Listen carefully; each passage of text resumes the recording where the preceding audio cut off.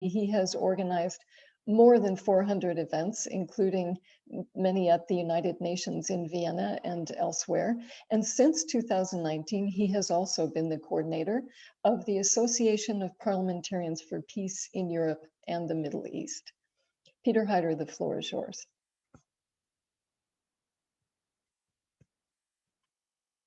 And be sure to unmute.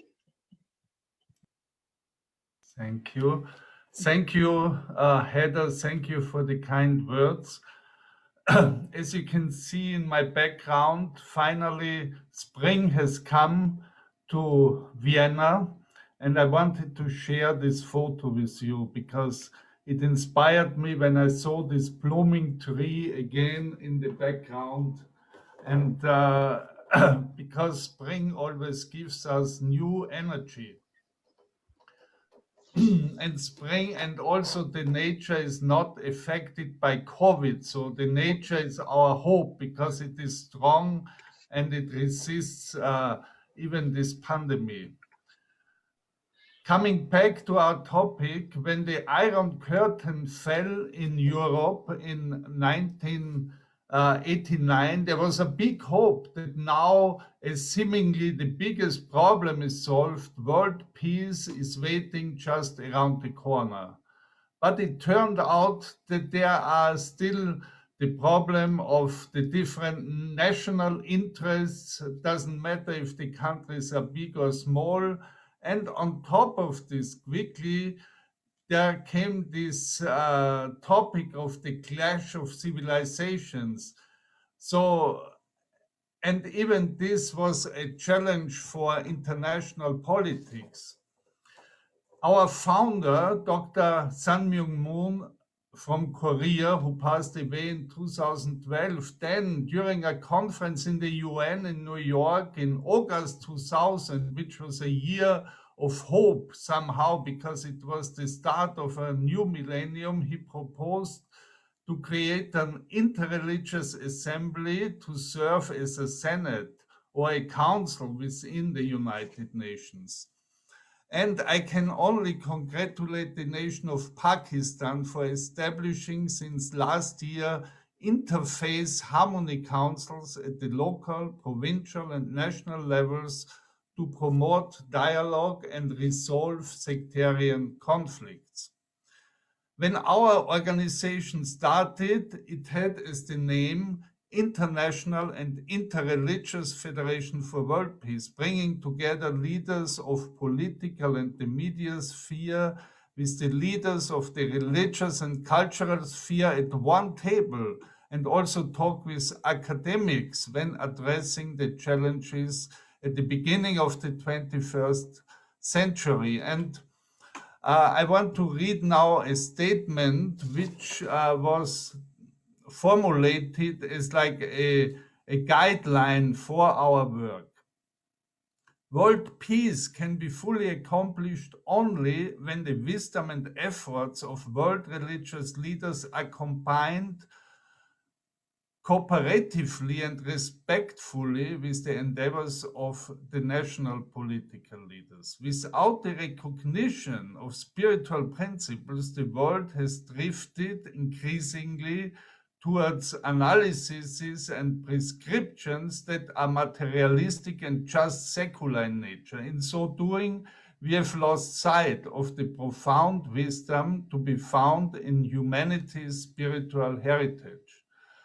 Global institutions must be built on the foundation that takes into account the full potential of the human being, not only as a political, economic, and social being, but also as a spiritual being with spiritual needs and the capacity for spiritual wisdom and insight. The legacy of the world's great saints, prophets, sages, and spiritual leaders cannot be denied or discounted without ignoring what is most fundamental about human beings. In too many ways, unfortunately, when we look at the history of religion, religion it has been marked by narrow sectarianism, strife, and competitive struggle with other faiths, all to the detriment of the cherished goals and teaching of founders and of their scriptures. This cannot continue. The need to eliminate corruption, selfishness, and bad governments applies not only to all the political leaders, but also to the religion, the responsible leaders in religions. So we have to cooperate in partnership between governments and religions, between NGOs and the representative of the private sector. And even the UN now tries to give space and include religious leaders in advising for their different projects, like also the coalition of faith-based organizations, which was started in cooperation with the United Nations organization against which works in the crime and drug prevention area. And as this is our topic today, education, we have to teach these principles of interfaith cooperation and harmony in our schools and educational institutions.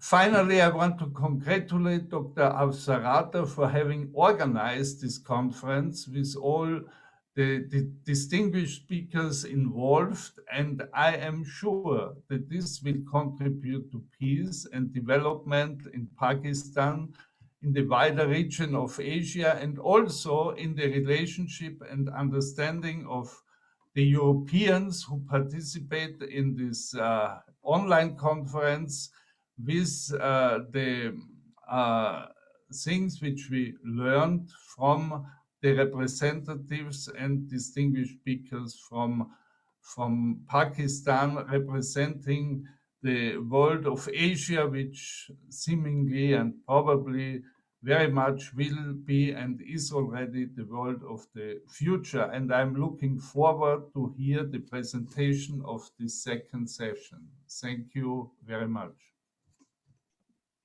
Well, thank you very much, Peter Heider, for sharing your thoughts. A historical perspective going all the way from the clash of civilizations to the very important establishment of these interfaith harmony councils, indeed to contemporary education and promoting wisdom and peace. Thank you so much for that. And now, without further ado, it is my great honor to introduce to you our first presenter. His Excellency, Professor Dr. Qibla Ayaz, obtained his PhD from Edinburgh University in 1985, specializing in Islamic medieval history and politics. A professor, dean, and vice chancellor of the University of Peshawar, he retired in 2013. He served as the chair of the Council of Islamic Ideology for the government of Pakistan from 2017 to 2020. Now, the Council of Islamic Ideology is a constitutional body which advises government and parliament on Islamic matters. Your Excellency, it's my great pleasure to introduce you. The floor is yours. Thank you very much indeed. A great opportunity to be among the galaxy of international scholars on the theme of education ethics, particularly with reference to interfaith. Very important indeed, because as far as the concept of interfaith is related, and we have been working on it in different areas and on different fora. The most important thing is that it should be transferred to the coming generations. And when we want and desire to transfer it to the future generations, it is important that it should be part of the reading contents and the overall curriculum. So it would mean that some stories, for example, to begin with, on the very basic level, should be included in the reading contents for the initial level students, and then slowly and gradually, when the students... Hello? When the... Am I audible? Yes, everything is fine. Yeah. Please go ahead, sir. Okay. And when slowly and gradually, when the students, for example, go to the upper level of schools and colleges, then there should be a conceptual study of the interfaith as well, making it part of, for example, history, particularly highlighting the areas in which good relationship has prevailed. And for example, if we teach it from the perspective of Islamic education and students in the Muslim world, then the verses of the Quran, which are related to tolerance, to coexistence, to mutual respect, regardless relationship or attachment with any religion or creed, should be made part of the Islamic studies. And in the literature, for example, the literature in English or Urdu, there should be stories which should help us to understand why in the post-globalized world it is important that we live with harmony, coexistence, and respect for each other. So when we do this, it should then go to the university level, because on the university level, there are students belonging to different religions. We have, for example, students, Christians, Hindu, Sikhs, and many other communities. Then there should be practical exhibition of it as well. Like, for example, the scope should be wider, and other religions should also be included apart from the religion of the majority. Like, for example, what are the bases of interfaith harmony and interfaith good relationship in Christianity? For example, in Judaism, in Hinduism, and in Sikhism. So this will make a society which is based on pluralism, which is based on mutual respect, on tolerance, and a base which believes in coexistence. So these were a few words that I thought I need to share with the galaxy of the scholars and the panels. Thank you very much indeed. Well, thank you very much, sir. And I can say that as a 30-year educator who has taught in 8 countries, what you said resonates really actually very, very beautifully. I really think so. To harness the power of storytelling and to take the narrative in order to promote tolerance and pluralism and coexistence and mutual respect. Very, very important observations. And thank you again, sir. That was very, very enjoyable. So we shall move from those wise words to our next speaker, who indeed will share wise words with us as well. It is my great pleasure to introduce to you a medical doctor, Her Excellency Professor Dr. Meher Taj Roghani, who has been the head of the Department of Pediatrics, at Khyber Medical University for 30 years. She's the first female pediatrician of KPK province, and she was its health minister in 2002, minister for social welfare in 2013, and the first female deputy speaker of KPK Province Assembly in 2015. She was elected as a senator in 2018 and chairs the Senate Standing Committee on the National Commission on Women's Status. Your Excellency, the floor is yours. Thank you very much. Can you hear me?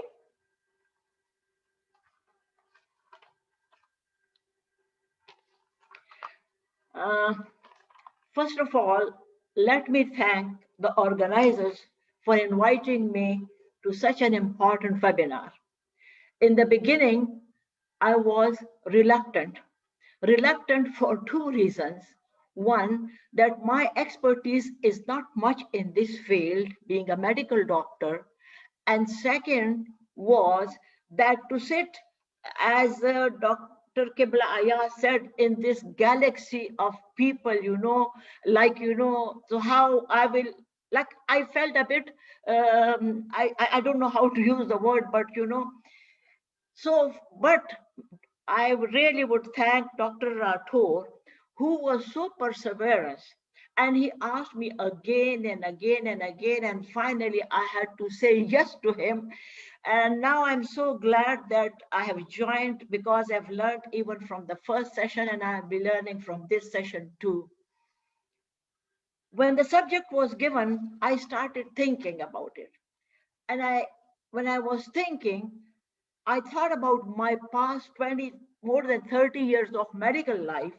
And I said, when being doctor, like, people of, of different races, of different religion, of different color, of different ethnicity, they were coming to me as patients.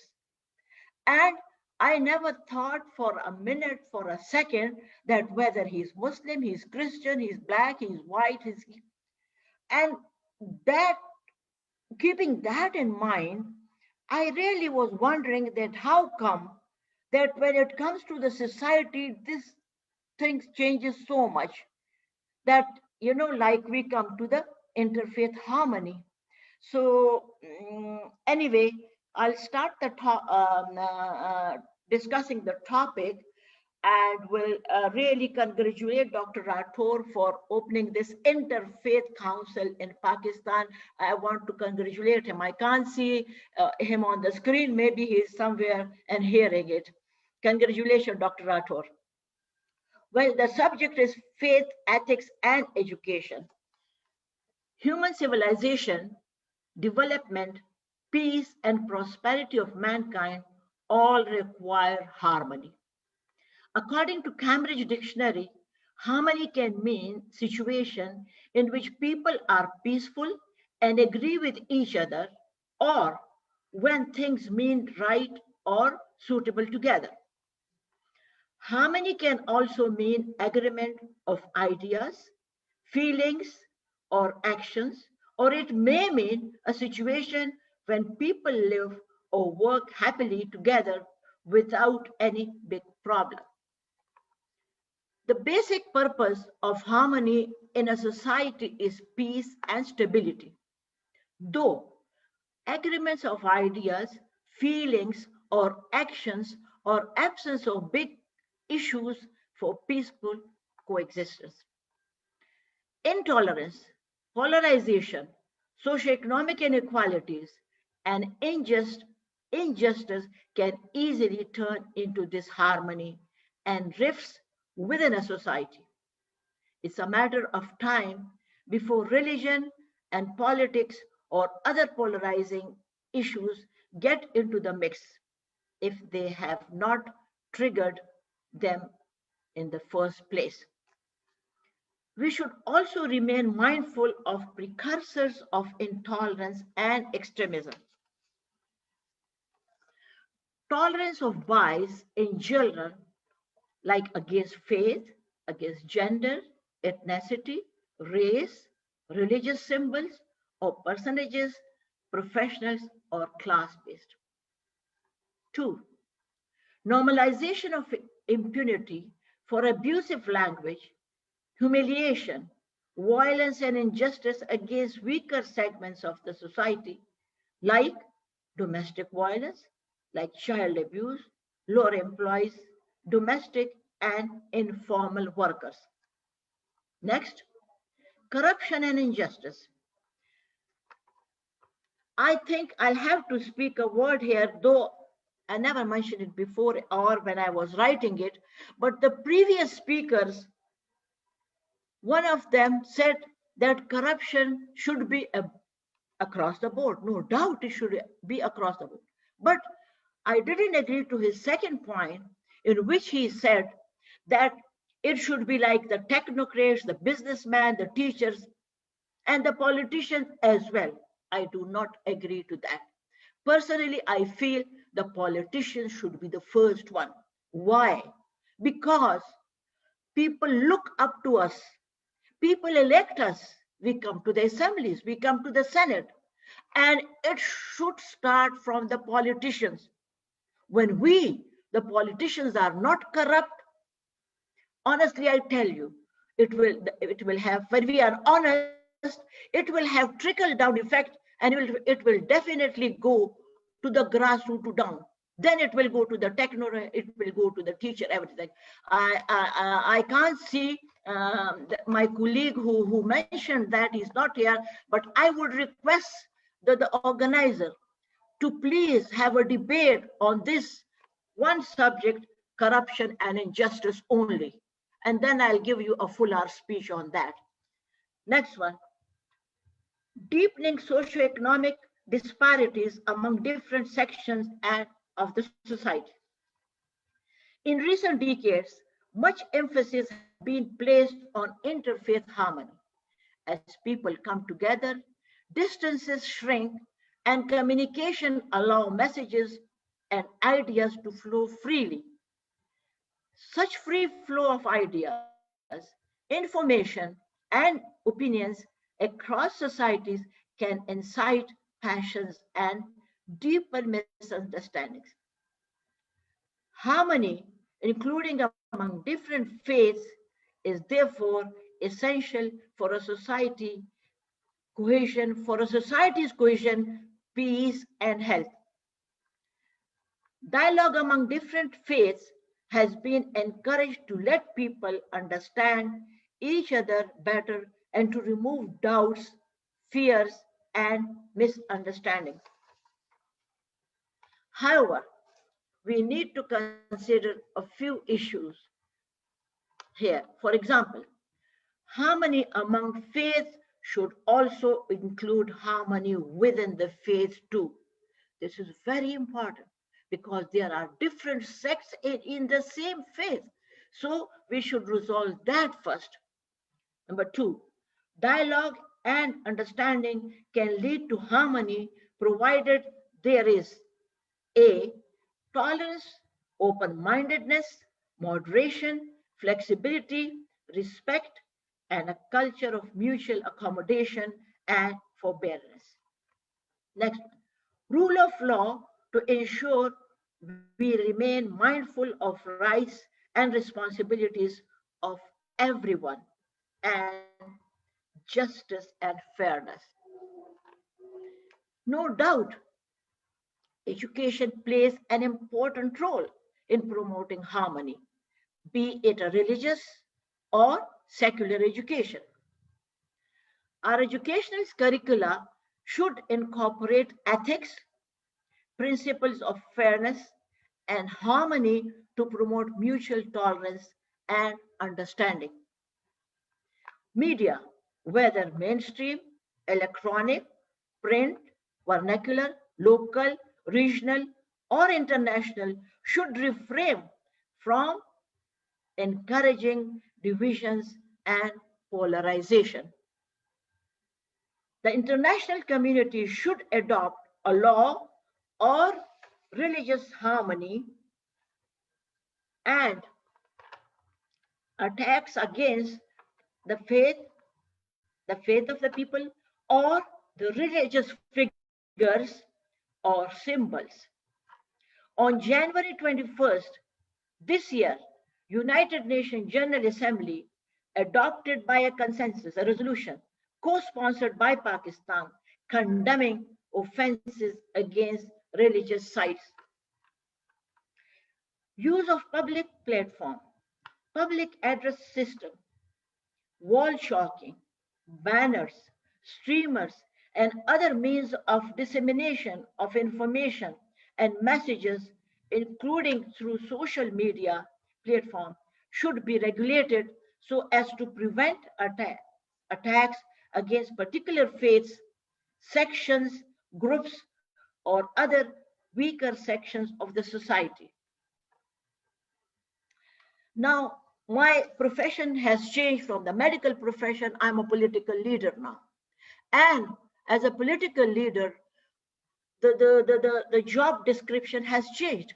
Now my job is sitting in the upper house to, to reform, act of reforms, or to have some bills, or to have legislations to help this interfaith harmony.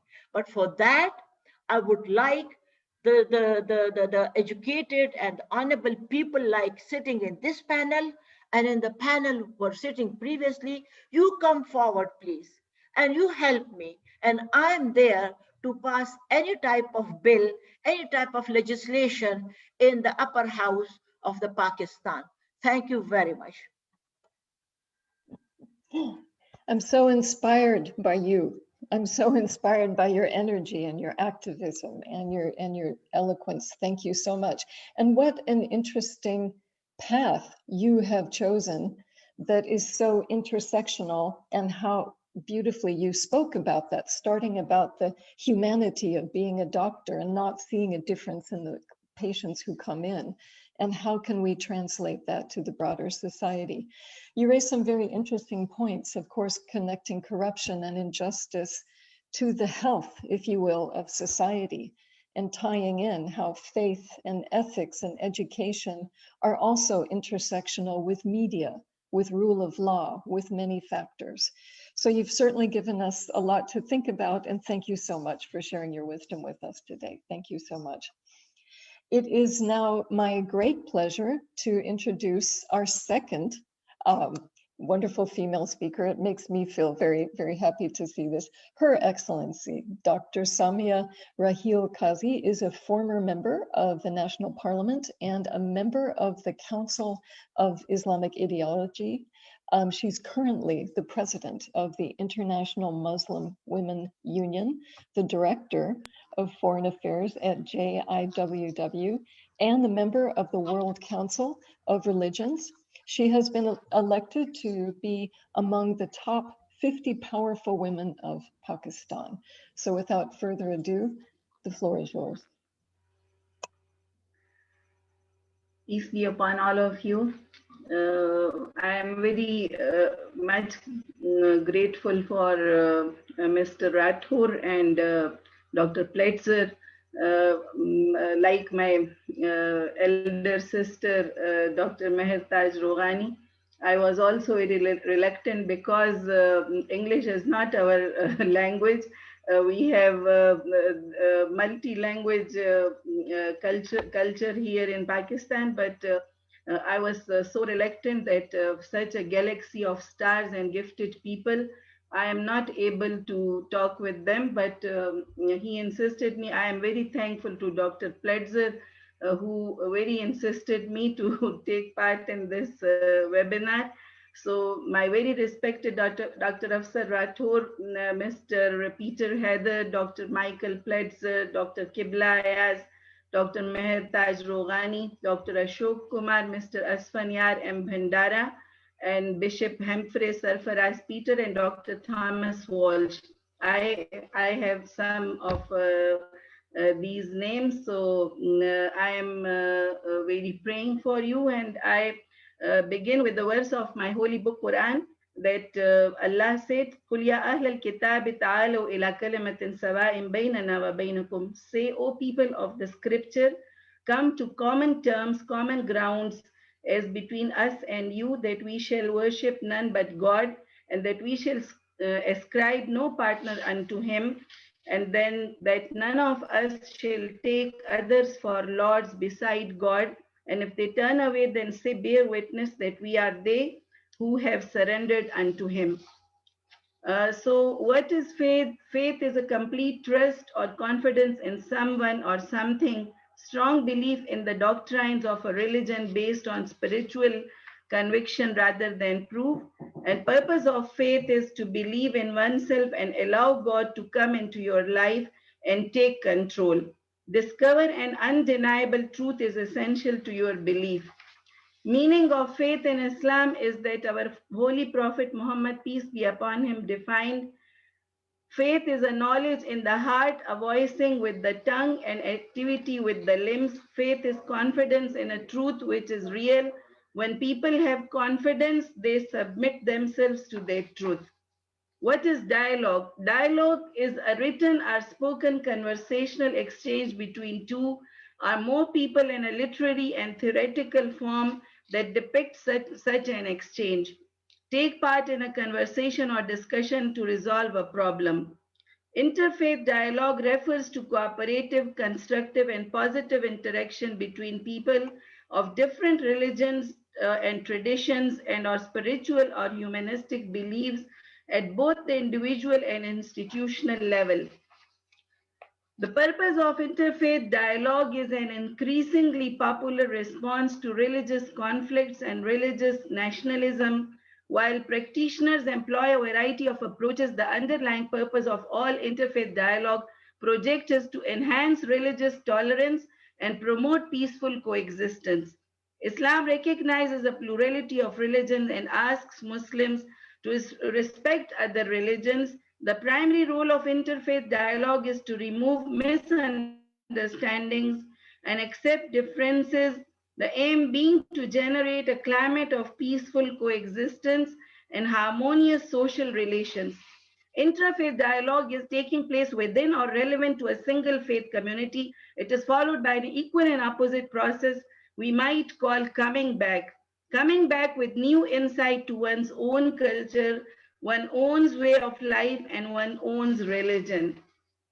The four types of interreligious dialogue are official or institutional dialogue between or among elites chosen by their religions as official representatives. Number 2, parliamentary style dialogue. And number 3, verbal dialogue. And number 4, spiritual dialogue. Ways of cooperation. Interfaith ideas and activities together for establish a sound and peaceful society. I welcome this idea of dialogue and find the ways of cooperation between different faith-based leaders, because where meaningful interfaith cooperation happens, there is less polarization and communities are stronger and more resilient. We are a nation made up of people with different truths interacting together. We should respect each other's religious beliefs. To respect someone else's worldview doesn't require you to agree with it or accept it.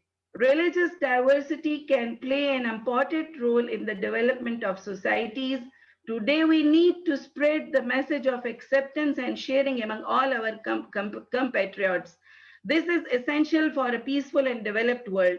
Interfaith harmony is a symbol of endurance, and in this growing political and economic dissatisfaction, it can be a way forward for peaceful coexistence, peace and prosperity among people of different religious faiths. Media, an important force. Awareness campaigns primarily through digital media reach out the influencers, encouraging them to stand by the oppressed, extending their maximum possible support, hold webinars, seminars, roundtables, and small scale and large scale academic discussions. Talking together, we can talk openly and honestly with one another without shying away from our disagreements, and we can work proudly anchored in our different faith traditions with similar goals through recognition of our full shared humanity. Peace through education. We should promote peace and religious harmony in educational institutions across the globe. These institutions then produce peace builders or ambassadors of love, arts, culture, interfaith peace, and harmony. Violence can also be controlled through education. Peace through community building. We should promote peace through understanding and fulfilling the basic needs of every community across the globe. This can be done by spreading peace through collective actions of all human beings. Peace through helping each other in natural disasters.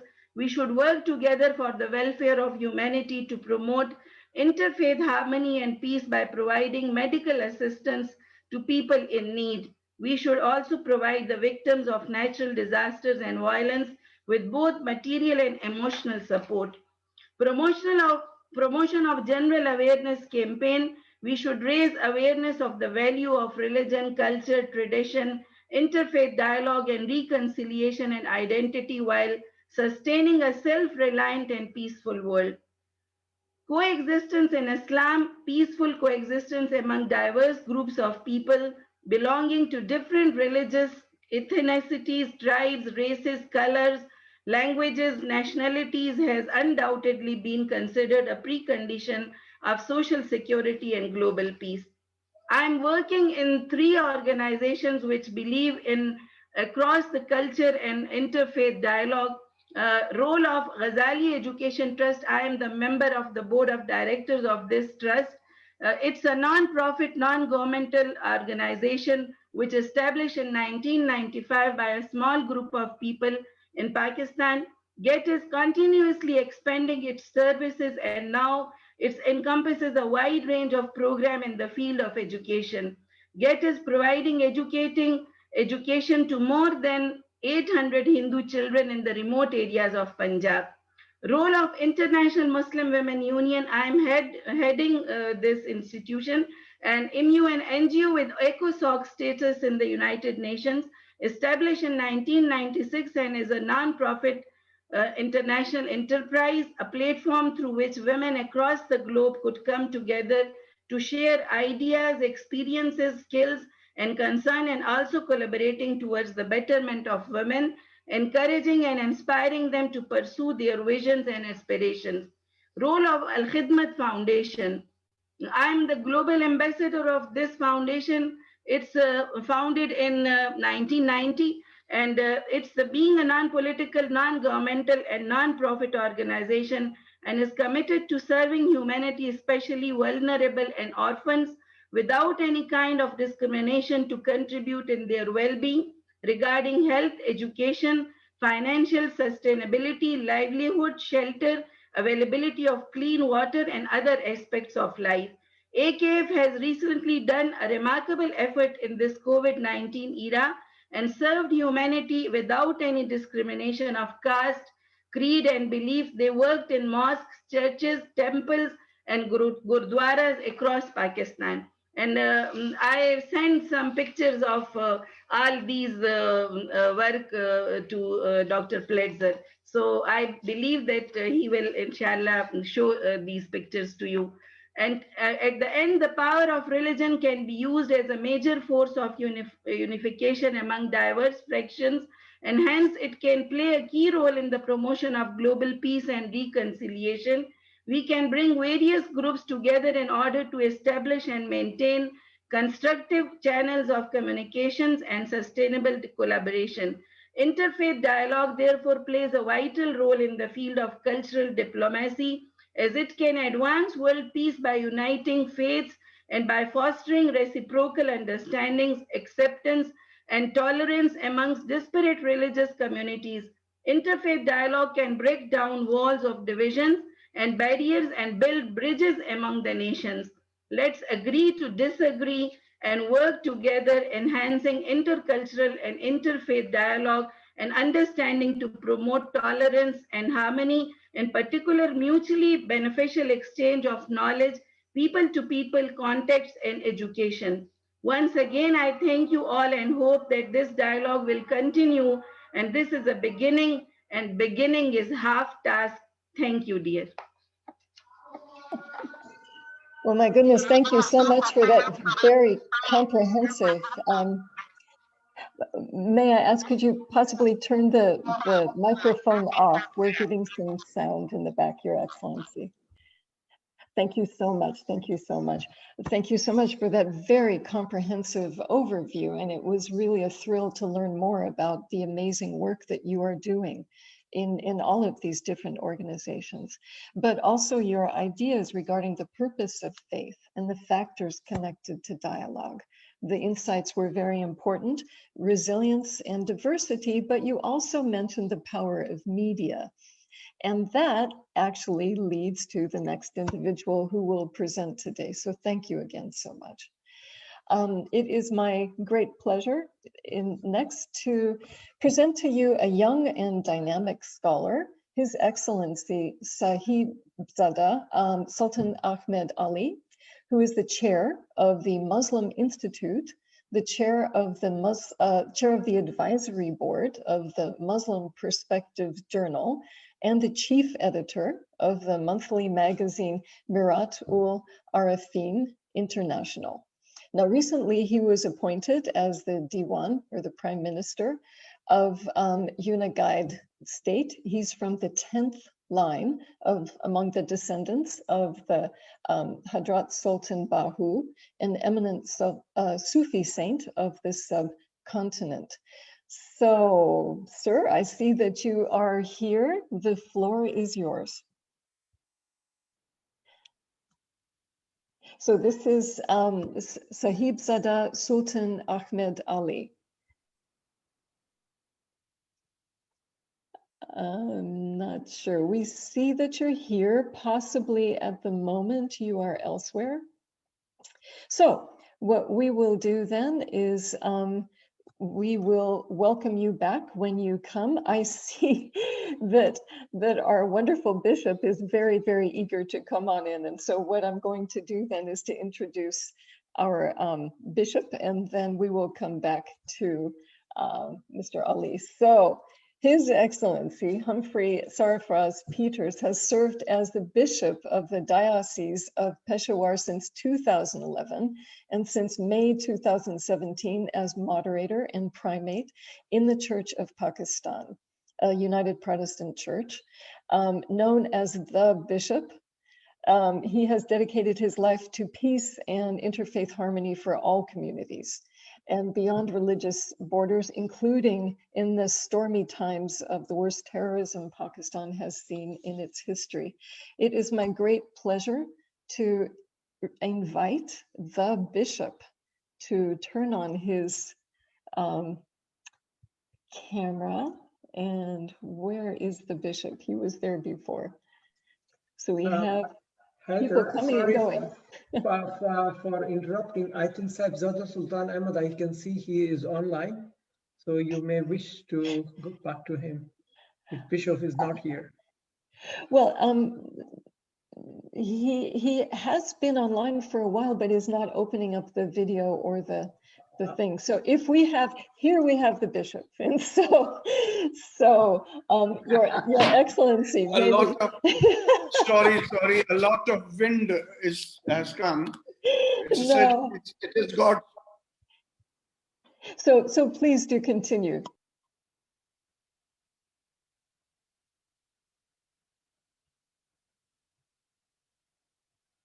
Possibly, could we be having internet connection challenges with the bishop? So I think what we will do, it's not quite sure. So we have, so we do have, okay, so I do understand. So we do have His Excellency Sahibzada Sultan Ahmed Ali with us today. And so you are here. So sir, could we please ask you to speak while we are waiting for the bishop to have his internet challenges. So His Excellency Ahmed Ali, I see that you're reading a paper perhaps. Could you please speak? Yes, sir, please, could you speak?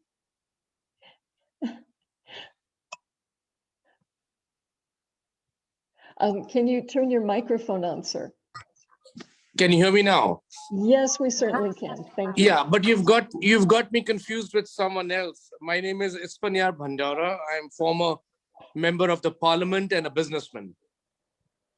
I see. And so we have the wrong name on your thing. So we do apologize. It's all right. So you are Mr. Bhandara.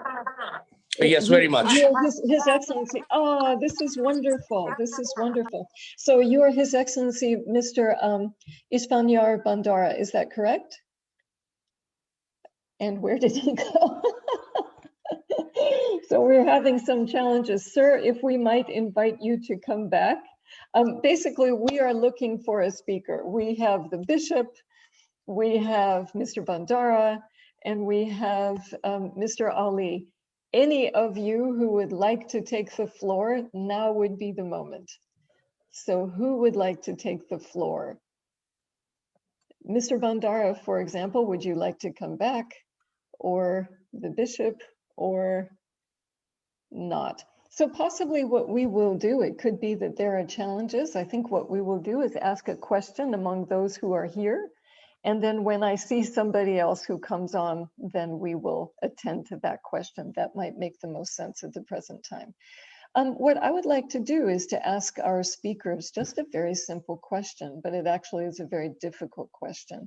Some of the comments that were coming through in the chat are comments that actually have resonated with me as an educator when students come up and they say, life is not fair. You know, there are bad things that happen, there's corruption, there's, you know, injustice, whatever. Why should I be a person who lives with, you know, these high standards if those around me, I can't see them doing it? And so I'm wondering if you could speak to your own areas of success in motivating young people to go towards the path of what is good and right, as opposed to some of these negative influences. So may I ask any of our speakers to please address that question? Who would like to go first? So I see His Excellency Professor Dr. Kibla Ayaz shaking his head a lot. And so I'm guessing that you have some ideas. Yeah. Would you like to go ahead? Well, yes, you know, the question that you referred to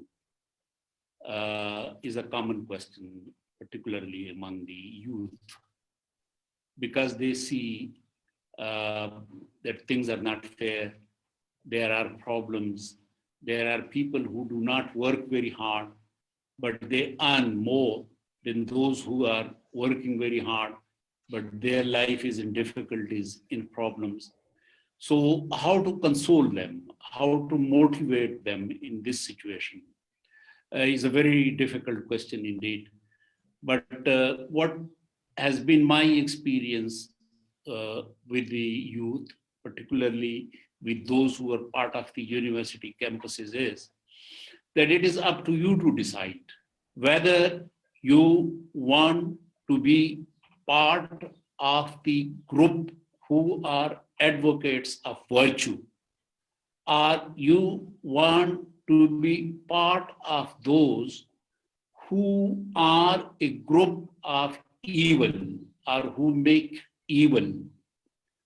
So if you want to be virtuous, then of course the situation would demand from you and you would be required to make sacrifices. Now, what is your option? What do you want? Do you want to become like remembered and recorded in history? If you want to be recorded in history, if you want to be part of history as an example, as a role model, so this would demand that you will sacrifice, you will give sacrifices, you will be on the right side of the history. If you want to like blow with the wind, if you want to be part of the evil, then you will have some benefits for the time being, but you will not be remembered in history. You will not be remembered as a model. So if you do not do this, the continuity of virtue will not be a sustainable thing to do. So very important for us is that we are remembered in history, we are looked upon as a role model, as a part of virtue. These are, although very difficult choices, but one has to be in the row of these people. So this has been my little experience with the young boys and young girls. Definitely we encounter such questions in the universities and on campuses. Well, I would say that's no little experience. I would say that's kind of the future of our planet. And so what I'm hearing you say is that you tell people to take responsibility, to take personal responsibility, and to understand the values that, you know, of history and things moving forward. That's a very, very important factor. And again, it connects to both ethics and education. Thank you so much for that. Thank you. And may I ask our other speakers, do you have anything that you would like to say in relation to inspiring young people to take the correct path? I believe that Her Excellency Mirtaj Rogani, would you like to go ahead? Thank you very much. It's such a difficult question. Like, you know, what I feel when people look at the injustices, young people look at the corruption, people look at the dishonesty. I'm talking of the, like, you know, when I think of 30, 40, 50 years back, things were not that bad. People were more satisfied as my students, you know. But recently, though, I still go and give a lecture to the young students once in after 3 months. So this thing has increased in the last maybe 1, 2, 3 decades now. The answer to them, honestly, I don't have any answer to give it to them, but to tell them that, like they tell me, and they're very right, that I'll give you an example of my country. They say in the Pakistan, when you lived, that Pakistan was different. And this Pakistan is different. And they're very right.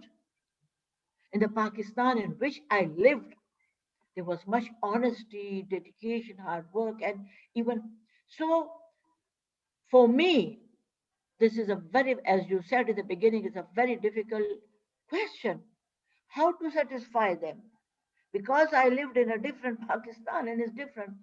But, you know, to be quite honest, I don't have a simple answer to give it to them, except that you, as Rahila Qazi said, in our religion, it said, your hard work, you will be paid for that, or you will get the reward, not paid, reward in the afterward, of course, but in this world as well.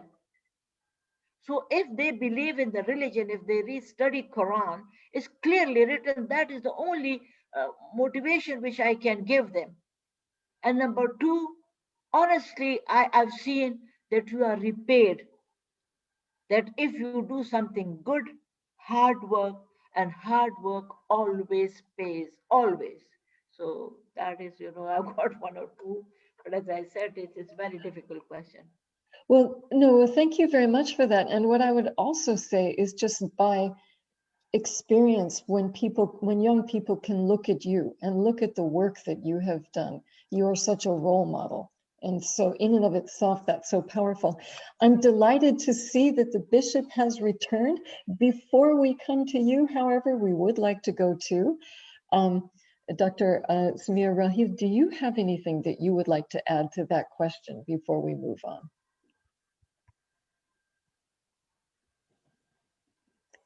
And if so, may I invite you to unmute?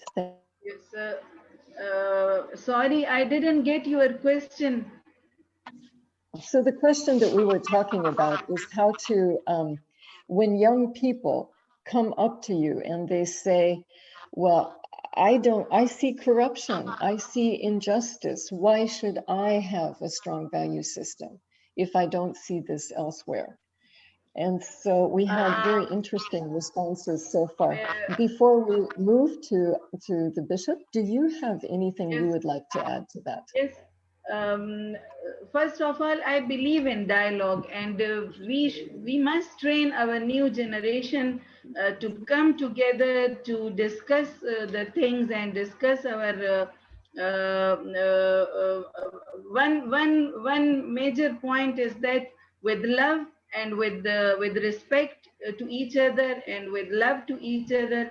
Our national poet Allama Iqbal, he said that Muhabbat Fateh Alam, that love rules the world. That so with love we rule the world. So we should respect and we should love each other and respect each other, and the new generation, we should teach these values to our next generation. Yes.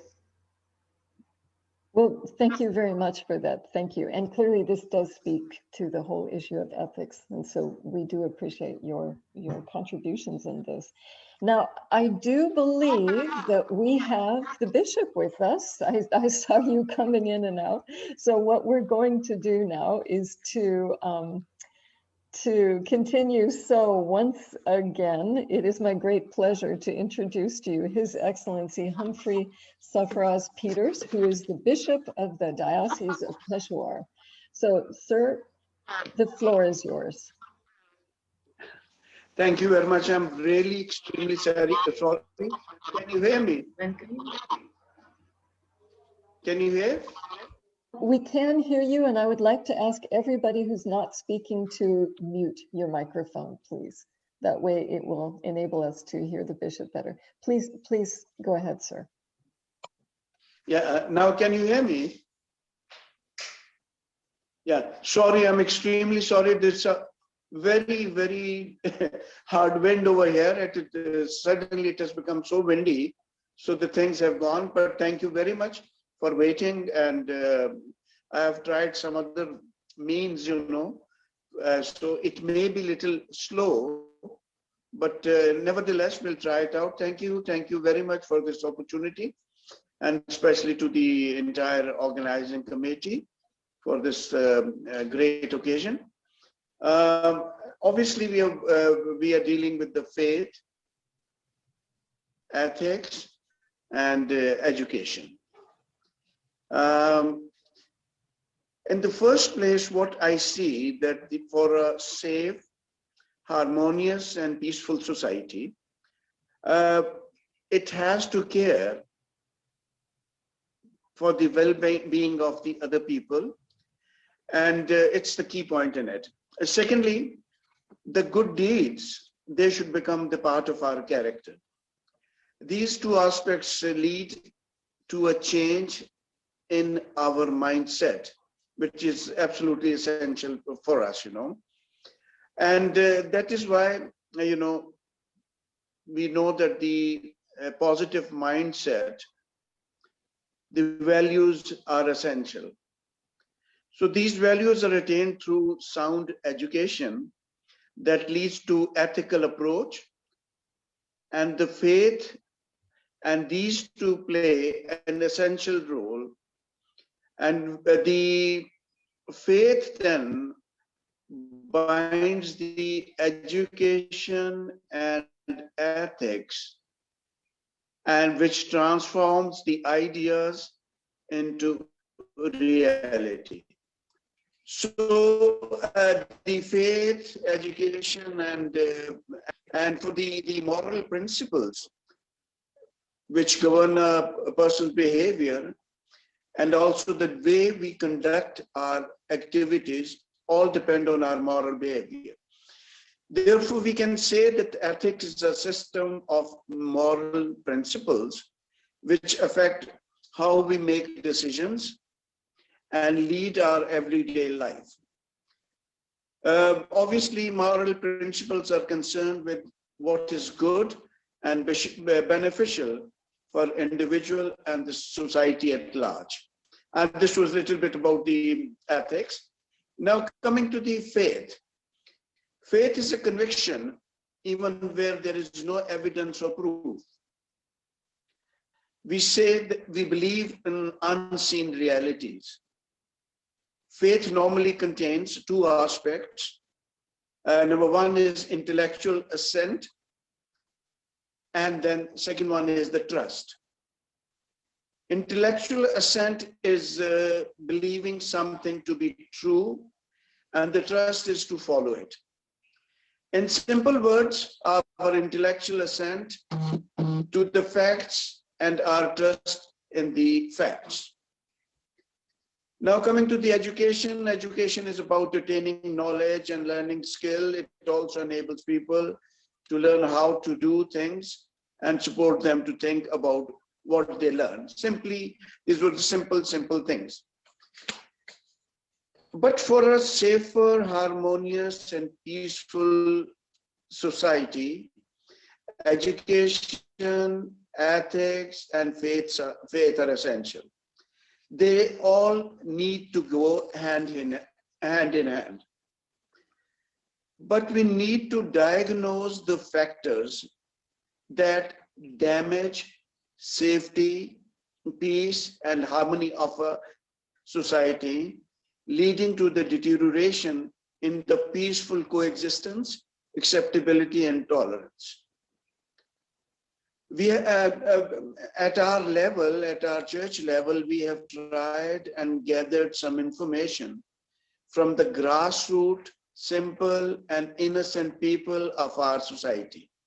That what are the real causes for that damage the safety, peace, and harmony in our society.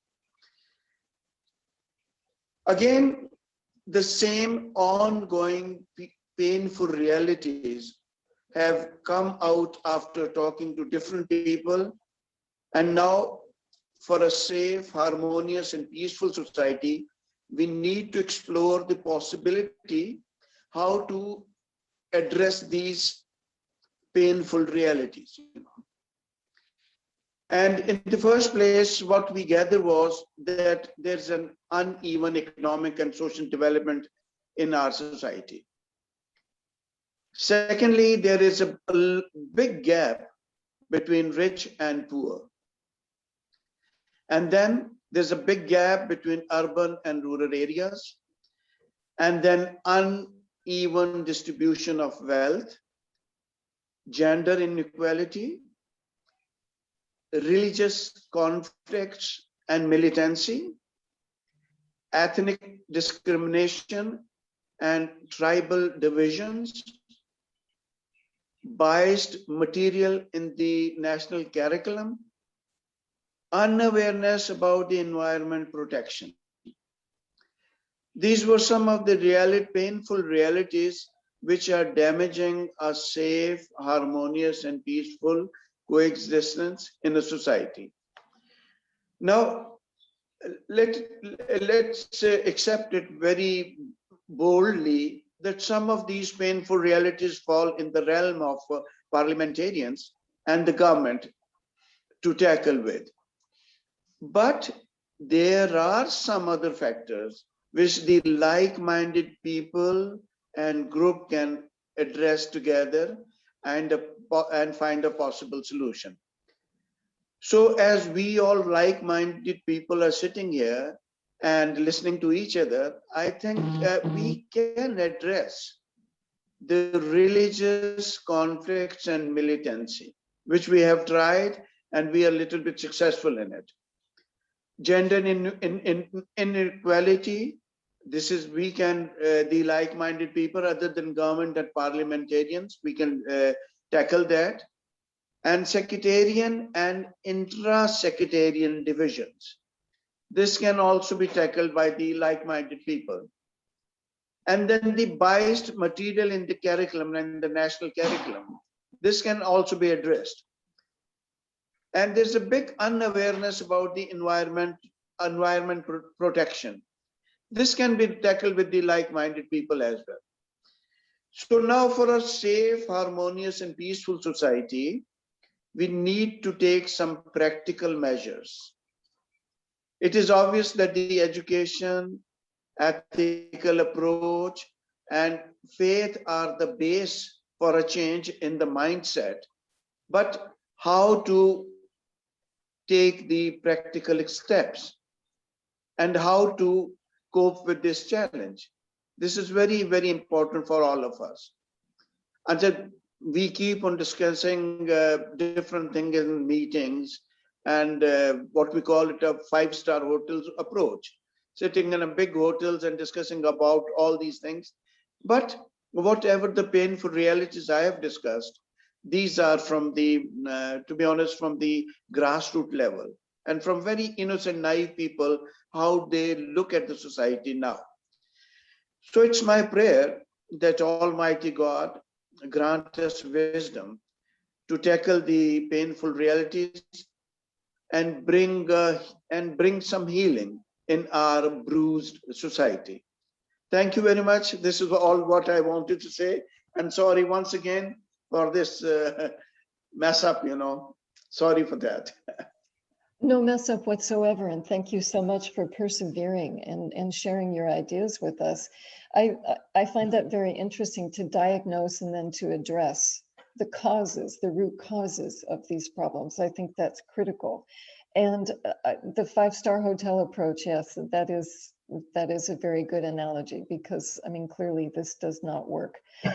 But I do think that, again, the intersectionality that many of our speakers have discussed already, the gaps between rich and poor, the environment, many things that we don't include, actually, it all is interconnected. So thank you so much, sir. And we will definitely have further questions that we would like to address, again, to all of our panelists. Now, my understanding is that His Excellency Sahibzada Sultan Ahmed Ali actually is going to give us a video. Is that correct, Dr. Rathor? That we will be playing a video now from him? Can you can you unmute? Yes, thank you very much, Heather. Dr. Ahmed Soeb, would you please play the video recording of His Excellency Sahibzada Sultan Ahmed? Yeah, we are actually downloading it. Just give us like a few minutes. Maybe we can take questions and we'll let you know when it's ready. Okay, so then while we have you, Dr. Rathor, may I ask you, we are also hoping to have one further speaker, and that His Excellency, Mr. Ishbanyar Bandara. Do we have any further notification on his ability to join us? I think Dr. Soeb, he had also problem connecting. Do you have any update about his location and whether he will be connected? Actually, we have sent him the link to join. We'll just update shortly. So then what I would like to propose then is, while we are waiting for these things to go in, I would like to ask the bishop to come back, if he may, and I would like to ask him the same question that our esteemed other panelists mentioned here, and we got the answers to. And that is, when young people come to you and they say, look, I look around me and I don't see equality, I see corruption. Why should I not join that way? Why should I be the good and pure one? What do you say to them? It's it's rather easy for us to answer that question, wearing the the religious clothing. We normally say turn towards God, but main thing is this, that what kind of model are we giving to our youngsters?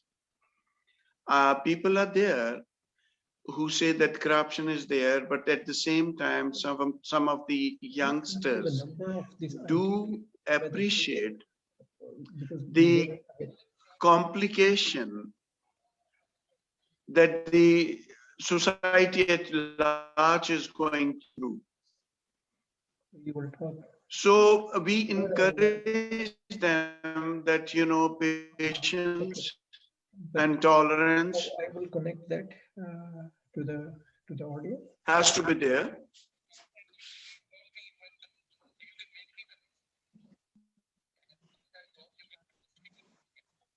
Okay. It could be that the internet has cut off for you, sir. I'm so sorry. Yes. And so what we will do then is we will. Oh, are you still there? Can you? I'm still here. Okay, so okay. But I think it's a lot of disturbance was coming in, so that is why, So Okay. I would say the realities of the society, we have to explain them and to tell them that, these are part of the life, but nevertheless, perseverance, tolerance, and the patience has to be there. Okay, so I do apologize, sir, but I think the internet is breaking up Because a the bit. society, But so we I are think that, all working hard so thank you very much, to Bishop. overcome the difficulties in the society. Okay, so thank you so much, sir. I really do appreciate Okay, it. okay. I'm afraid that the internet is cutting a little bit, and so we will leave it there for now. But I'm hearing you say the importance again that many speakers Thank have you. said of Thank you. tolerance and other elements that are so important. So yes, please do go ahead, Dr. Rathor. Sorry for interruption. I just got an SMS from Mr. Bandera. He has some problem with the connections and so, and he is requesting to take him as a next speaker, but he will be calling and not be present. So I will just put my speaker. I will put his call on my speaker so the audience can only hear his voice, if it's okay. Let's try. Let's see how it happens. Okay. So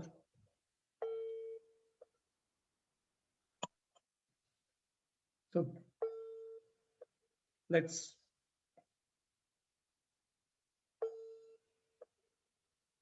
I'm trying to call you.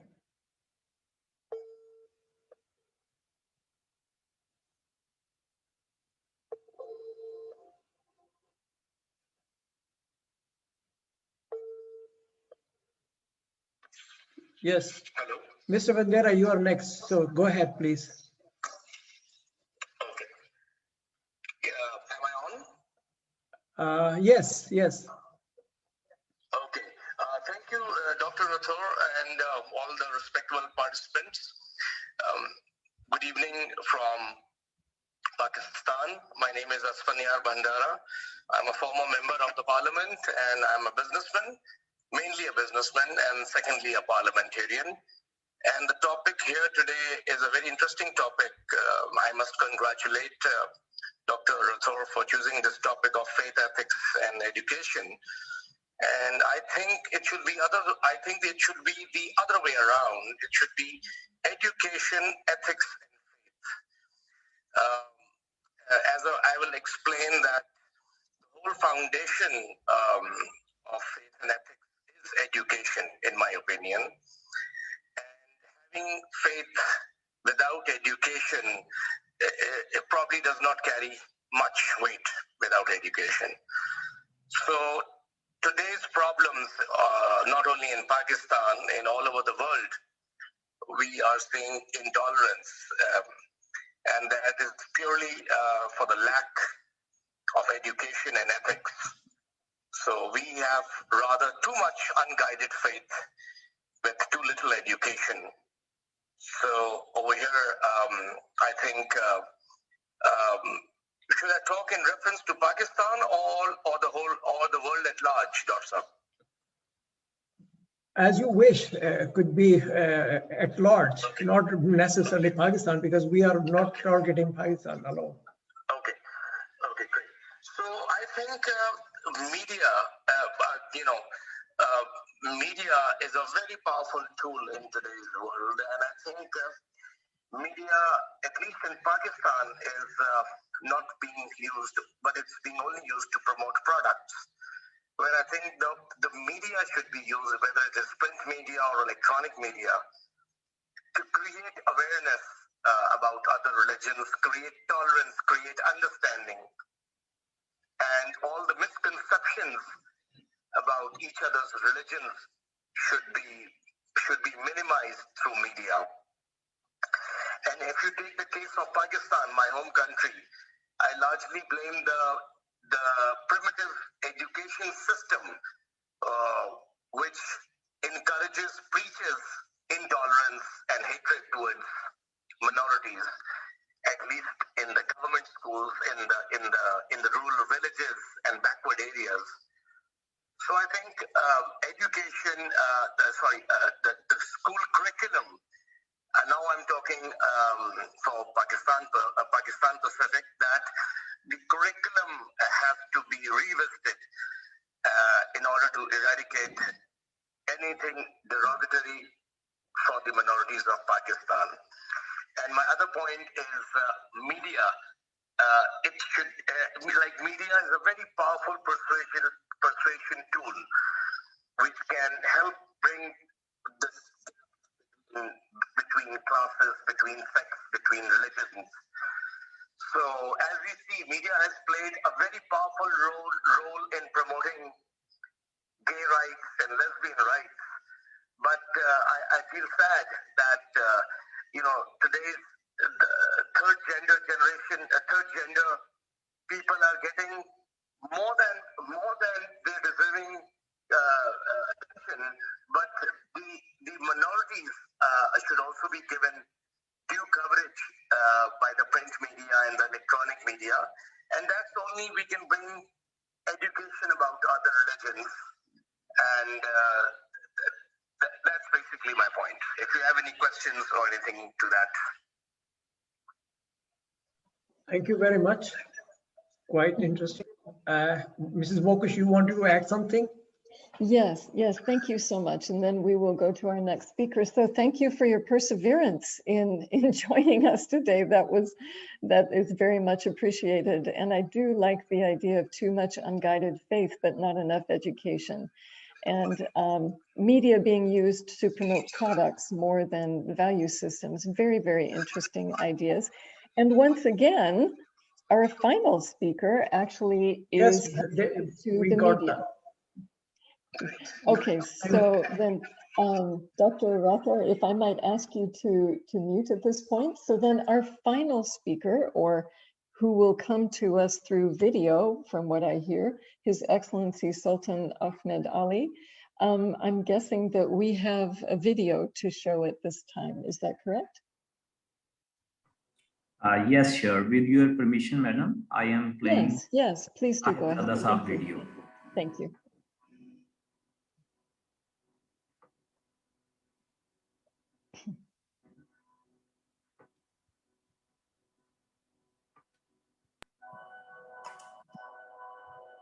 Very good afternoon from Pakistan, respected scholars and participants.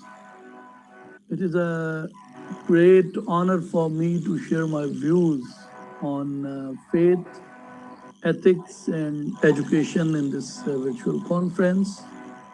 First of all, I would like to congratulate the organizers, especially Dr. Afsar Rathur Saab, for their efforts in organizing this conference.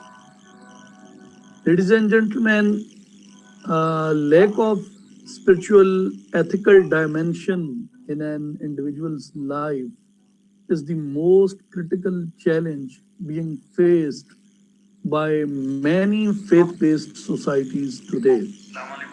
On larger scale, it can be overcome through the adherence to the code of ethics through education that have deep roots in spiritual world. From social perspective, a concept of education in Islam attempts at clarifying the concept of Islamic ethics and morality as basic pillars of a healthy society. It explains about the need of ethics for the development of an individual and a society, and its significance on the character building level. However, character should be developed along with Islamic ethics and its application into daily affairs. The basic purpose of education is to impart knowledge to an individual, but it actually goes beyond that. Through education, the individuals not only learn from textbooks but also acquire interpersonal skills through socialization with the teachers and the fellow students. The influence of educational institutions is second only to that of the home. Here, emphasis is basically on molding and refining the behaviors of the pupils. It is here that the individuals learn the true meanings of discipline, patience, competition, success and failure, resolution of conflicts, patriotism, unity, friendship, and cooperation. Educational institutions are supposed to compensate for homes and to unify ethnically and racially different groups. Thus, education also helps garner national cohesion. Ladies and gentlemen, education plays a vital role in the cognitive development of the individuals. It makes individuals think, reflect, observe, imagine, judge, and question. Besides this, it also broadens visions and opens up the minds. Education lays the foundation for the prosperity of a nation. It is very important to understand that the aim of education should not be to prepare an individual for a particular job, but it should bring about an overall development of an individual. Education is not only transferring knowledge, rather, it has a very broad canvas and should cover areas such as humanity, morality, and faith. In order to ensure the happiness and goodness of life, one needs to refer to the code of ethics to monitor his relationship with God, with his family, with other fellow humans in society, with other creatures of the universe, and even with his innermost self. One cannot ignore the code of ethics because such negligence would lead to the deviation and going astray from the straight path. In terms of the relationship between individual and his fellow humans, it is clearly mentioned in the Holy Quran that Muslims are brothers. Thus, one should possess ethical characteristics such as helpful, kind hearted, generous, and polite to one another. Similarly, Muslims should not be telling lies to others, spread false news, backbiting, slandering, and other unethical deeds. It is a very interesting fact that the basic ethics needed for a healthy society have been declared as obligation by Islam, like speaking truth, honesty, integrity, selflessness, and even sacrificing for others. However, practicing such ethics on larger scales demands their inclusion in educational syllabus and dissemination through modern methods prevailing in societies. If we look at the organizational level, it is no surprise that the multinational enterprises and organizations teach their works about workplace ethics and spirituality.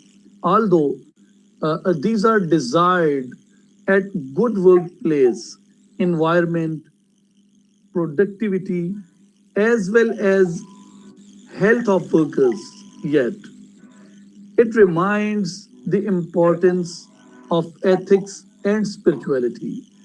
When there is harmony in one's faith and workplace spirituality, it strengthens the individual and his performance multiplies. Ladies and gentlemen, we also observe this message is given by Sufis across Muslim societies all over the world. They preached Islam through their character and educated people about basic ethics and moralities. That is why they not only preached Islamic faith but also reformed the societies. Renowned 17th century Sufi from Indo-Pak subcontinent, Sultanul Arifin Sultan Bahu says in his native language poetry, which is very famous by Abiyat of Sultan Bahu. And he says that Dil kale kolu muh kala changa, je koi isnu jane hu. Blackened face is better than darkened heart if anyone understand it. मुंह काला दिल अच्छा होवे ਤਾਂ ਯਾਰ ਵੀ ਕਦੀ ਪਛਾਣੇ ਹੋ. Pure heart, despite dark face, will recognize friend. In another Punjabi verse, he says that I sacrifice upon thy bahu, who pursued in resistance. मैं कुर्बान तिन्हा तो बाहू जिन्हा रखिया कदम अगेरे हूँ. Thus, the message given by Sultan al-Arifin Sultan Bahu is that one should be persuasive, one should be loving the humanity. This is the point from where ethics emerge from one's inner self. Such kind of education through prose and poetry guided the masses even in rural areas who were unable to read or write. Such, such strong was the effect that interfaith harmony and peace across with the name of Sufis. It is need of time to revive such message and incorporate it in educational system as per contemporary needs. In contemporary modern world with dominating realism, we are very fortunate that our societies are still intact. It is basically due to the culture and values established by Islam. However, need of the time is to harmonize these traditions and prevailing educational systems. A blend of traditional and modern methodology is what needed for faith-based societies for peace, prosperity, and stability. Therefore, faith-based ethics is vividly vital because it is a basic pillar for a healthy society. It aims at establishing life's order and giving it regulation, dignity, and serenity as desired by the teachings of all great religions. With these words, I would like to thank the organizers once again, especially to Dr. Afsar Rathore. Thank you very much. Well, and thank you very much to our speaker for being so perseverant in getting us that very interesting video talking about humanity and morality and faith and many, many different factors. Thank you so much. So I do believe that we have had our speakers talk. What I would like to do is to ask those panelists that we have heard from and who are still here. I'd like to ask one more question, and then we will have our final speaker, which is Dr. Thomas Walsh. Now, what many of you have spoken about is some of the risks that we are facing now in this COVID, post-COVID world, and how that has impacted faith and ethics and education. And what you've also talked about is how, unguided faith can lead to extremism. And so that's another risk. But there's always a cause for hope and also positive action. So for our four speakers who spoke earlier, I would like to ask, what do you see in these post-COVID times coming up as the biggest risk to faith, ethics, and education? And also, what do you see as practical steps to help us move to a more positive future? Any question, any answer that you would like to have in relation to that? So His Excellency Qibla Ayaz, Her Excellency Ms. Rogani, or Ms. Kazi, and the Bishop. Would anybody like to respond? Yes, please do go ahead. Thank you. Yeah.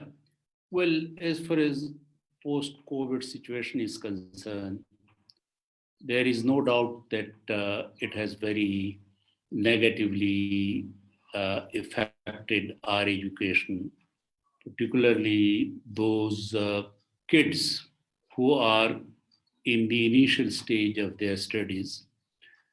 And particularly in Pakistan, this online education system is a challenge because we do not have the facilities in the far-flung areas. So there is no doubt that students have been in problem. The kids have been in particular problems because they have lost contact with their teachers, with their classes. This aspect is the negative aspect of the post-COVID situation. As far as religion is concerned, my understanding is that religious aspect has got strengthened after post-COVID. Because in areas like Pakistan and many other Muslim countries, which we have some experience with, turning towards the good Lord has enhanced, has increased. People are now realizing that this pandemic and this virus is not easily curable. We are waiting for the vaccination, for the vaccine. So the only way is to turn towards God, to turn towards the good Lord, and to pray and to, go for some sort of repentance. So this aspect is strengthening the belief system as far as I can understand in our areas. And I'm sure that in other religions as well, in Christianity, for example, or in Hinduism, people are definitely turning towards their belief, to their Lord, to this sort of concepts. This is what I have understood so far in the post-COVID situation. Well, thank you so much for going first. Thank you so much. And so the practical step then in that case is to become closer to one's own faith and to respect that in others, which is indeed the focus of today. Thank you so much, sir. May I ask, do any of our other panelists from today, would you like to contribute to this? So, for example, Her Excellency Mayor. Yes. Oh, the Bishop, please do go ahead. And may I ask you to, there he is again, perfect. No, I was just, even during the COVID and post-COVID, we have to visit the people and go there and see to their complications and problems. Let's be very clear that no doubt the people are turning towards God. But at the same time, they are asking the question, where is God? why things are happening like that. You know, where is loving and caring hand? And then it becomes a little difficult for us how to respond to it. But nevertheless, they have accepted the reality of the COVID-19. And they have accepted the fact that somehow we have to live with it. And that is why, but when we look at because most of the services, the worship services all over the world, they have gone on online. So I would say that attendance of the church services online has really, really increased. So there is some sort of consolation, some peace, some joy, some blessings they are getting from these nearness to God. So that is a positive sign. And when the nearness is there, that nearness to the faith, the ethical values also somehow increase, which is also good. But at the same time, as the Dr. Sahab was saying, Dr. Kibla, the education has really been, of the young people have really been disturbed, especially in underdeveloped or developing countries where there's very difficult to reach them online. So, but nevertheless, thank God the people have started living with the reality, and they have accepted that there is some hidden power that controls the universe. There are some unseen realities and unseen powers hidden in the universe. So how to see those, how to talk with them, how to get advantage from them, all these are there. But the other thing that we have seen, that there is a caring attitude.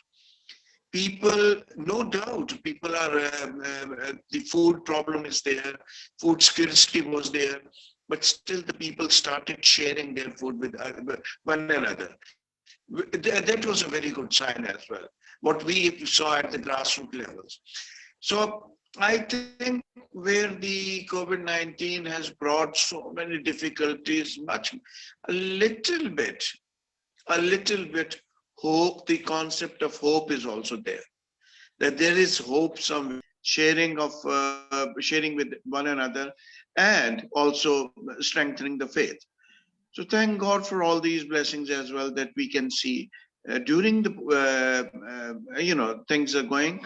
And post-COVID, I think if the people who lead the different societies and congregation and the gatherings, if we really take it very seriously, I think things won't be all that difficult. And after even post-COVID, challenging, yes, but at the same time, people have started living with the difficulty. This is it. Thank you. Well, thank you very much. And those are practical steps. So you're saying we have to be flexible. And what you have seen is humanity and hope at the grass levels. This is really, really important. Thank you so much. And can I? Please do. Thank you. Yeah. I found my comment from Qibla Ayaz Sahib and the bishop's answers. Regarding the education, it's on not only the younger children, but I'm a member of the standing committee on the higher education, and students from tribal areas are coming to me, and they are telling me that because of the net system, internet system is not there, and they are finding it difficult. So the education is definitely suffering, not only in the lower classes, but in upper classes too, number one. Number two, yes, we got some time. I mean, different people might be studying different things because we get plenty of time at home. So I started studying my holy book, Quran, which I studied before, but like not in that much detail. So I started that. So that is also a benefit. Yes, service to humanity has been a bit increased, as Bishop said. That is also a point. Moreover, working from home, which I never thought, and I was never used to working from home, and it is like, and still some of my relatives are working in Canada, in Australia, nephews and nieces, and they're all working from home. And they're telling me it's a bit sort of disheartening too, that they say that it will go on till September and October, even if all the people are vaccinated. Because I was hoping that probably West will have their people vaccinated before us, and they will sort of, but they are telling me no, that our vaccination will also last very long, and we still will be working. In England, my nephew is working from home. So one thing, this webinars and working from home, in a way, it's good. And I feel what I've seen, that maybe even in the future, this is going to be a way. Let's hope the world is vaccinated and the vaccine goes, as we don't have any treatment. That is the truth. And the only answer is vaccination. And that too is not clear, because this gene is mutating. You have read and you have seen that it mutated from one, and now the UK form has come to Pakistan, and there is a Brazilian form. So this is very good that at least the vaccine at the moment is effective against these three. But we never know. We never know that what's going to happen to this virus, whether it's going to mutate further or not. So frightening thing as well, consoling thing as well. So the world is a sort of, in a state of, we all people are in a state, our mind are in that. One thing more, last point I want to say, that West is there, and they're sort of making the vaccine. I think, where are we? I would blame our people, Pakistan, Muslim people, and the other Muslim countries as well, that why we are not coming forward and making vaccine. We are just sitting to them, because we are hearing that vaccine shortage all over the world, because there's so much demand. So we people should come forward, and I think it won't be that initially it's difficult to form, but once it is formed, to copy is not that difficult.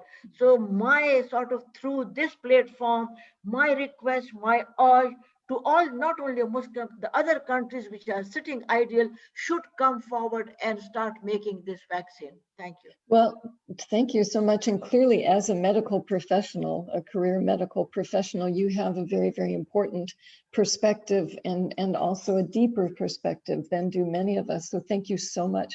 Thank you so much for sharing your ideas. Now, before we go to Dr. Thomas Walsh, I would like to know Her Excellency Dr. Samia Rahil Kazi, did you want to add anything to that before we move on to the question about the challenges, and also what gives you hope in the post-COVID world? I am congratulating you all that you are so keen and so sympathetic to this humanity, and you are succeeded to gather us around the globe. So this is very important to discuss all our differences and all our needs, and all, especially in this pandemic and in this COVID-19 world. We should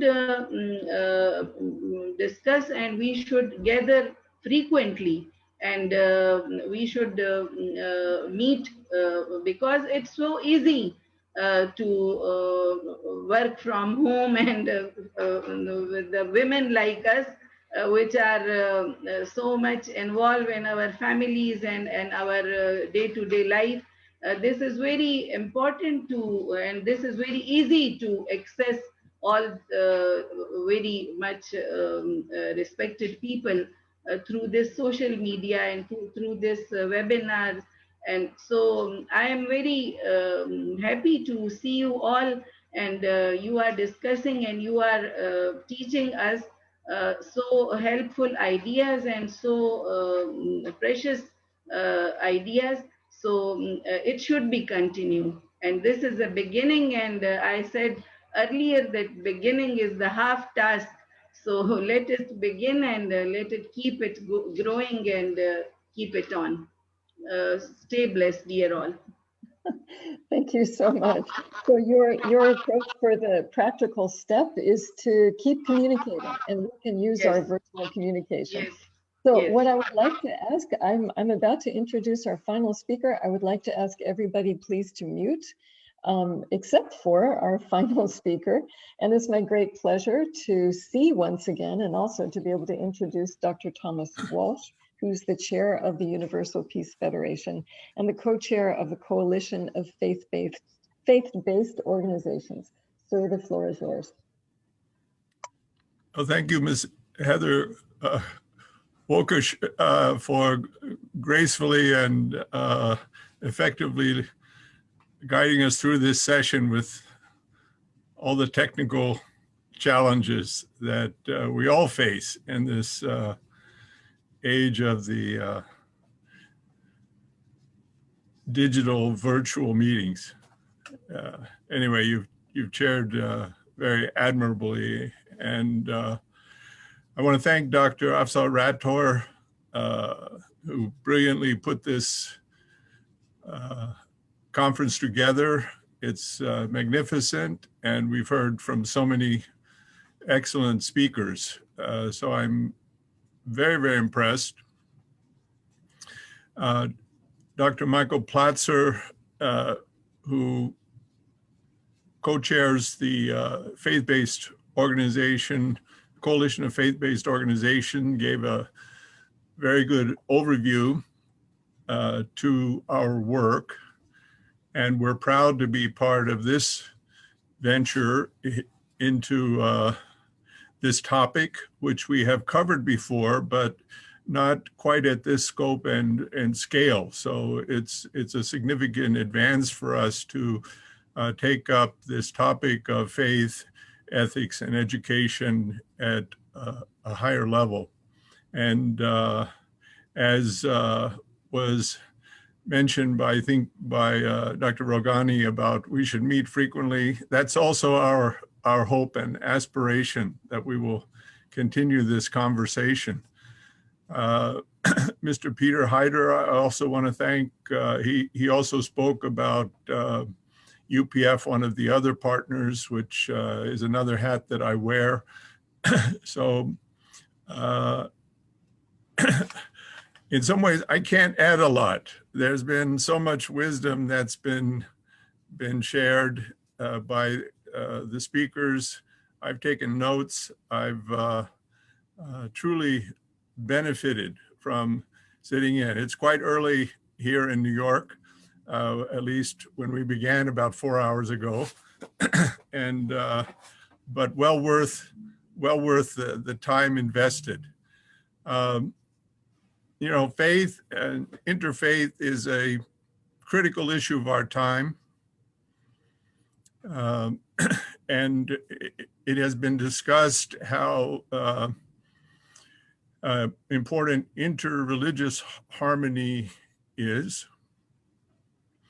And that is a factor that impacts us the world over, both within our various nation states and globally. So we've seen the rise of increased interest in interreligious dialogue, and, as was previously mentioned, intra-religious dialogue. So the dialogue between religions is very important for peace, development, for crime prevention and criminal justice, but also the dialogue within religious traditions, because many religions also have their polarizations. We talk about political polarization, but there's also religious polarization. And those polarizations can take place across theological or doctrinal lines. They can also take place across political lines. But there are many encouraging signs, and we talk about dialogue, and dialogue's kind of an overarching concept for thinking about communicating with one another in a common search for understanding one another, understanding the issues better. And dialogue doesn't mean talking all the time. It means spending 99% of your time listening, and not just listening with our ears closed, but listening to try to learn. And in the Lifetime Learning project that we are all involved in, whether we're in school or not. So interreligious dialogue is very important. Intra-religious dialogue is very important. But also, very importantly, is the growing awareness that religion has a place in the public square, the public sphere. It is no longer to be kept at arm's length or in a private sphere, but that it is such an overwhelmingly significant force in the world. There are still billions of Christians, billions of Muslims, billions of Hindus, Buddhists, Sikhs, Jains, Jews, many people who are not affiliated but aspire to and embrace spiritual values. And religions impact the way we see the world, the way we look at one another. We are shaped by our formation in our family, society, culture, and religion, for most of us around the world, is one of the significant shaping and forming forces that impacts each of us. In addition, and this is where the work of the coalition is very important, religion has a set of capacities and assets that it can bring to the effort to solve problems in the world. And that is why the UN itself has become more receptive, more conscious of, and not only the UN, but many governments, my own government in the United States, has had a dramatic change of heart and mind about religion, for example, at our State Department, knowing that you can't understand the world, other civilizations, other cultures, other nations, other conflicts, without understanding in a holistic way that there's not a sphere of life that's just political and everything else stays away, but everything's kind of merged together in some ways, like a soup with many ingredients. They're distinctive parts, but they all have roles and have impact. So as we search for peace, as we search to support the work of the United Nations, as we seek to promote better relations among people of diverse cultures, as we seek to avoid, few people mentioned the idea of the clash of civilizations, how we avoid that clash, promote the dialogue of civilizations, and promote peace. And I think we've taken a very good and important step in that direction today. I conclude just once again, particularly to just congratulate and express appreciation to Dr. Rathore for pulling this together in such an all-star cast of speakers. Despite technical difficulties, we've spent the last 4 hours together listening and learning. And I think it's really, I always view these things as a step up, you can say a step up a ladder, that we are now on a better foundation to move forward to the next step. Was this step perfect in every way? No. Was it significant and important? Absolutely. So thank you. And I look forward to our ongoing collaboration and our conversation together. Thank you.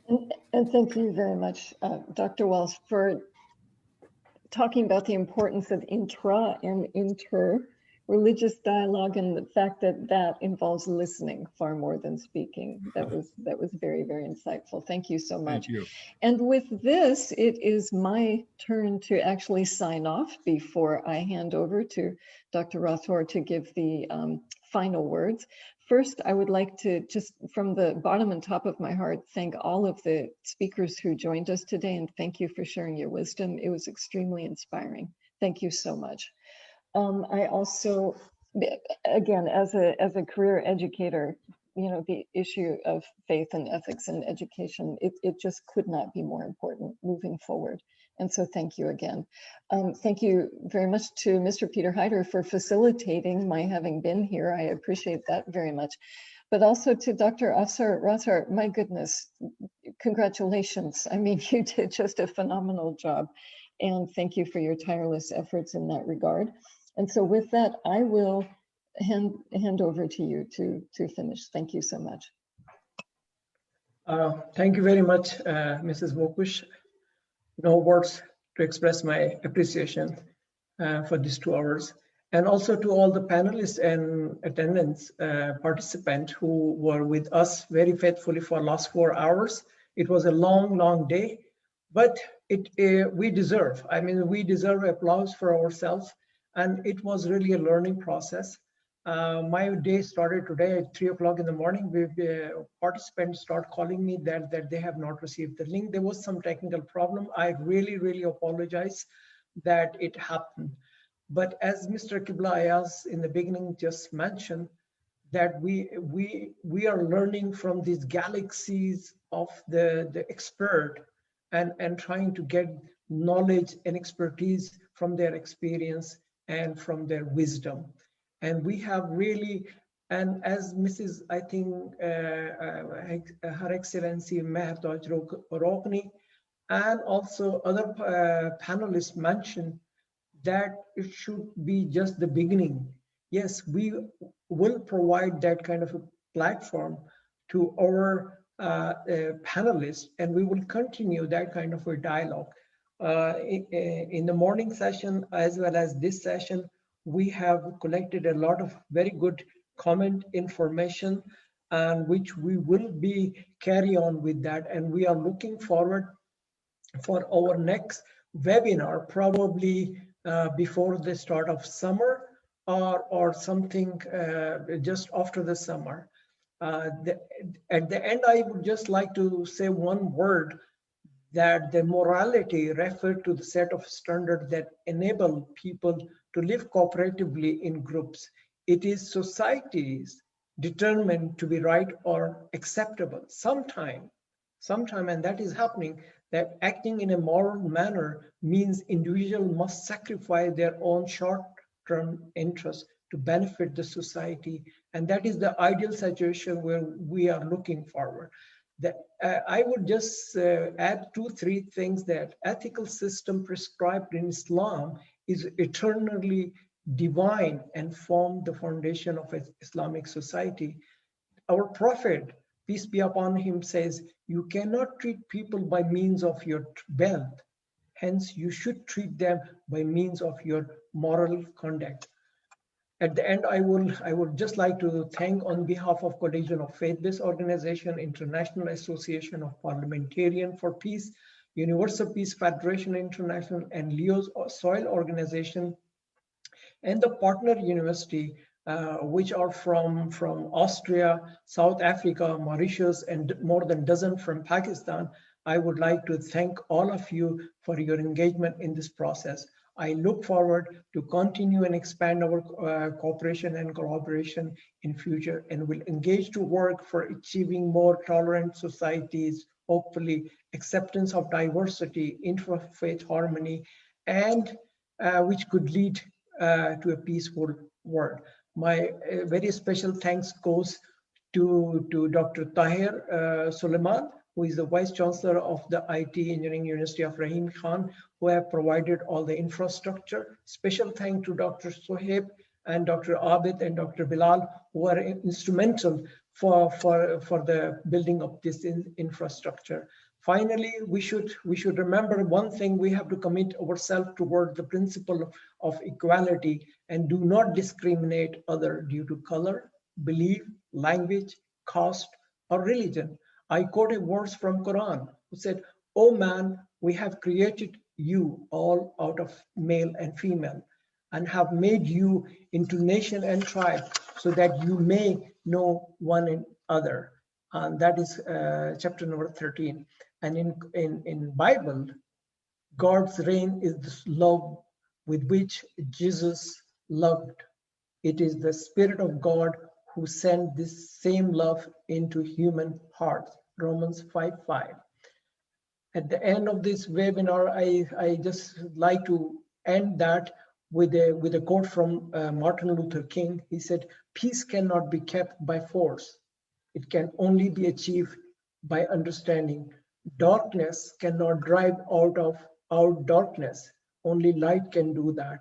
Hate cannot drive out hate. Only love can do that." And with that strong word from Martin Luther King, I would like to thank once again all our 11 panelists, Dr. Walsh, Dr. Plaza, Peter Haider, and especially Mrs. Wokush for their time and patience. And we are hoping that we will be getting your full support of all these panelists for our future webinars. And hopefully, as Dr.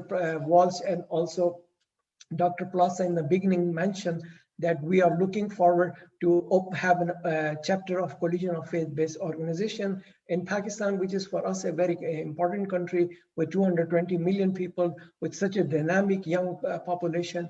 And we would like to contribute in this sense. And with that, I would like to thank all of you once again. Thank you very, very much. Thank you for all the support you have given, and thank you very much for all the time and patience you have invested, and your wisdom. And the last thing I would like to request all of you, if you could kindly share your speeches with us, because we are collecting all of them, and we would like to put them also on our website, as well as also print in some of the newspaper. Thank you very, very much. Thank you. We are at your disposal. And once again, thank you. Allah Hafiz.